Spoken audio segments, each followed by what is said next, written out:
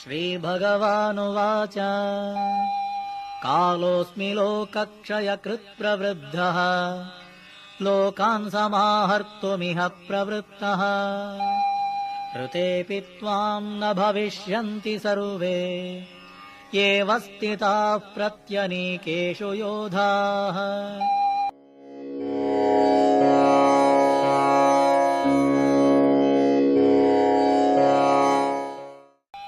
श्रीभगवानुवाच कालोऽस्मि लोकक्षयकृत् प्रवृद्धः लोकान् समाहर्तुमिह प्रवृत्तः ऋतेऽपि त्वां न भविष्यन्ति सर्वे एव स्थिताः प्रत्यनीकेषु योधाः।